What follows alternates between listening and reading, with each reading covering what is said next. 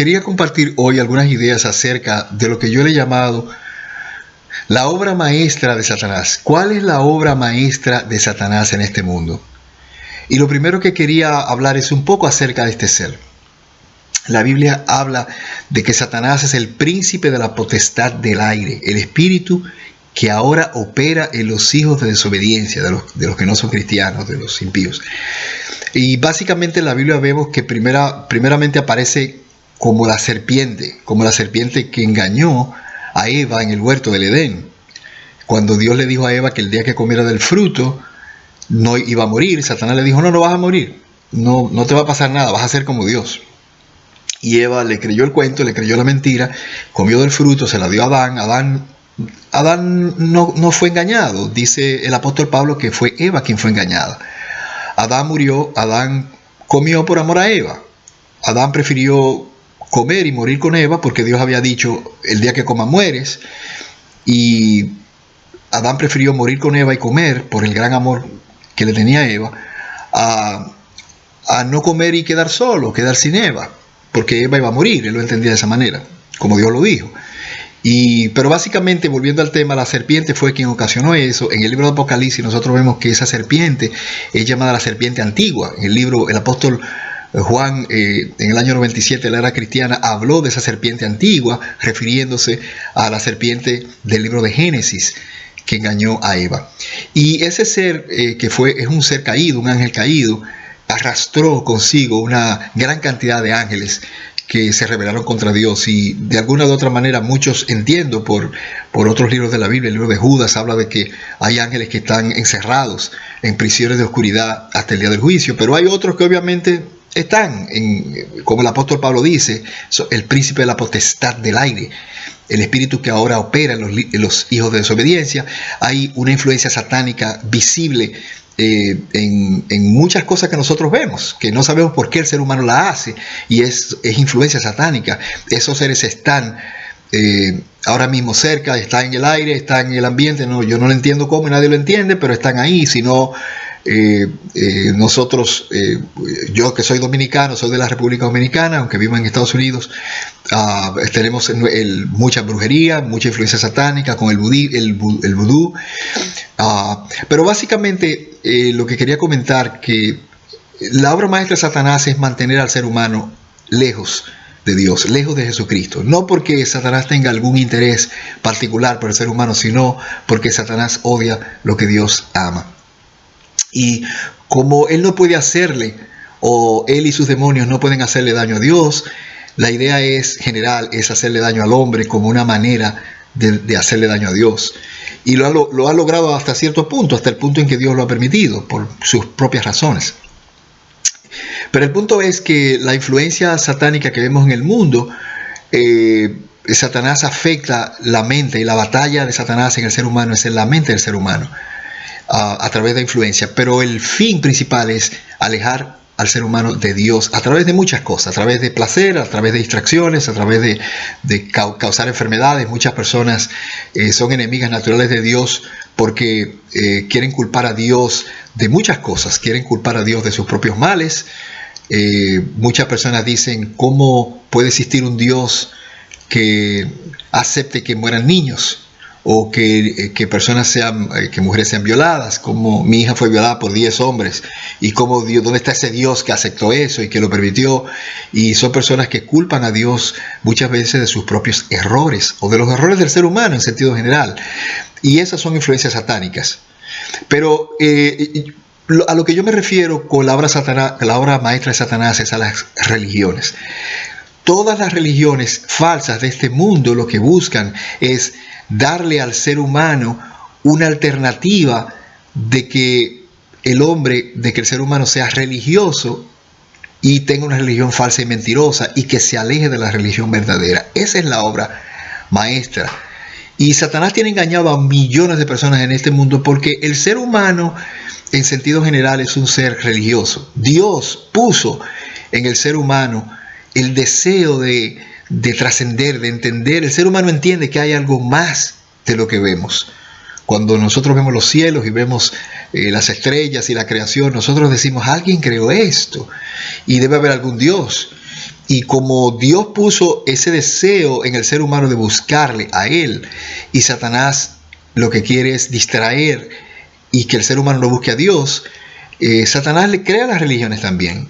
Entonces el ser humano que no ha tenido el chance de tener contacto con la religión verdadera, con los cristianos, con la Biblia, o simplemente aquellos que, aunque hayan tenido chance de oírla, deciden creer en otras religiones, en religiones falsas, Satanás crea esas religiones para confundir y para que tú no pongas, o las personas no pongan la atención en la religión verdadera, que es la religión cristiana, a través de la muerte de Cristo. Así nosotros vemos cientos, quizá, ¿quién sabe la cantidad de religiones? Pero las grandes religiones falsas son, digamos que el islamismo, el budismo, el taoísmo. Son religiones que tienen, por ejemplo, el islamismo tiene millones de personas. Entiendo que 1 billón de personas, algo más de 1 billón, 1.000 millones de personas creen en el islamismo. Y hay islámicos extremistas, y ellos se ganan el cielo haciendo algo. El centro de las religiones falsas es que el ser humano alcanza el cielo haciendo algo. La palabra religión viene de una... en nuestro idioma, en el español, en el inglés, básicamente viene del latín. En latín, religión se dice religare. Eso es lo que quiere decir religión. La palabra religión viene de la palabra latín religare, que quiere decir atar de nuevo. Y la idea es atarse de nuevo con Dios. De ahí viene la palabra. Entonces, estas religiones falsas se quieren atar con Dios, quieren volver a tener contacto con Dios o entrar en el cielo a través de lo que los adeptos hacen.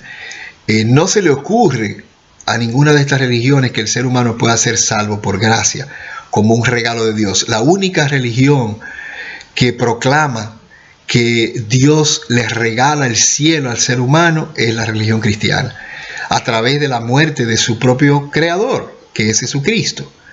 Esa forma de salvarse solo se le pudo haber ocurrido a Dios.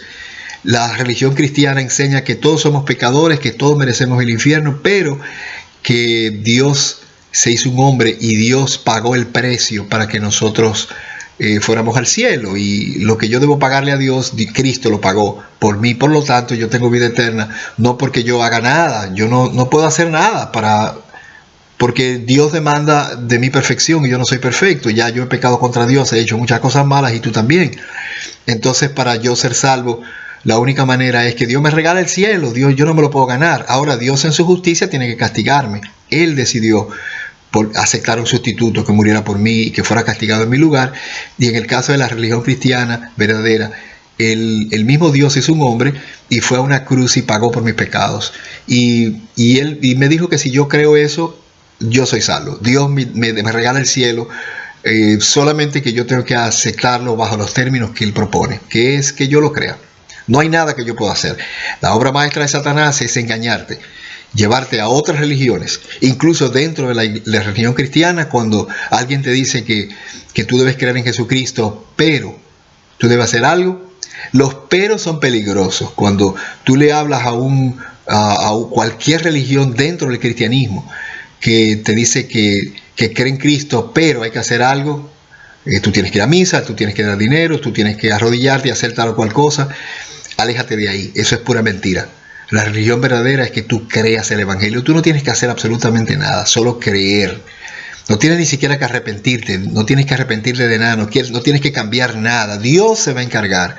Cuando tú creas el evangelio, Dios va a trabajar contigo en tu vida para hacerte cambiar aquellos hábitos y cosas pecaminosas que tienes en tu vida, pero no para salvación. Dios te va a entrenar de alguna manera oyendo a hombres en la iglesia. Tú debes congregarte en una iglesia donde se te enseñe a vivir una vida cristiana correctamente, apartarte del pecado y andar de una manera piadosa, pero no para salvarte. Tú no puedes comportarte de tal manera que puedas ganarte los méritos suficientes como para entrar al cielo, porque para entrar al cielo con tus obras o portándote bien, comportándote correctamente, tendrías que ser perfecto. Dios no deja entrar a nadie que no sea perfecto. Y por eso Dios lo que hizo fue castigar a un sustituto para no castigarte a ti. Pero si tú crees que portándote bien vas a entrar al cielo, no lo vas a poder hacer. Ahora, vuelvo al tema. Todas esas religiones falsas básicamente enseñan lo mismo. El Islam enseña que que tú tienes que comportarte bien. El budismo también creen en la reencarnación, que tú te reencarnas en diferentes cuerpos cuando tú mueres y que eventualmente te vas a unir con el Creador, vas a entrar al Nirvana o vas a ir al cielo en la medida que te comportas, y en cada vida vas reencarnando y haciéndolo mejor hasta que eventualmente te conviertas o en un maestro encarnado o bueno, llegas a la divinidad a través de tu comportamiento. Por eso te digo, amigo, la obra maestra de Satanás es crear una confusión en tu mente de que tú tienes la oportunidad de ir al cielo a través de otra religión. Mucha gente dice, es como el viejo dicho de que todos los caminos llevan a Roma. Muchas personas dicen todos los caminos llevan a Dios, lo cual es una gran mentira, porque yo no puedo tener el cielo de gratis y al mismo tiempo ganármelo. Es una contradicción de término. O es de gratis o yo me lo estoy ganando. Todas las religiones plantean que tú y yo debemos ganarnos el cielo. La religión cristiana plantea que Dios me regala el cielo. Me lo regala porque Él lo ganó. No porque yo lo gano, sino porque Él lo ganó. Él mandó a su hijo murió, y si yo pongo mi fe en eso, el día que yo pongo la fe en esa verdad, ese día, mi nombre es escrito en el libro de la vida y yo soy sellado con el Espíritu Santo. Y a partir de ahí, entonces yo debo congregarme en una iglesia cristiana, yo debo ir a leer la Biblia y ser entrenado a través de otros hombres que me la expliquen, o yo mismo de alguna u otra manera ser entrenado a través de la lectura de la Biblia. Pero tú no tienes que ir a una iglesia para ser salvo. Tú no tienes que ni siquiera orarle a Dios para ser salvo. No tienes que arrodillarte, tirarte en el piso a pedir perdón. Las instrucciones claras en la Biblia son: cree el Evangelio. Cristo dijo: el que cree en mí tiene vida eterna. El que cree ahora, aquí, tiene la vida eterna. Eterna quiere decir que no la puedes perder. Si tú me dices algo que yo tengo eterno ahora, no lo puedo perder, es eterno. Sería absurdo creer que yo tengo algo eterno en la mano y que dentro de 100 años o que yo pueda hacer algo que lo pueda perder. Entonces no es eterno.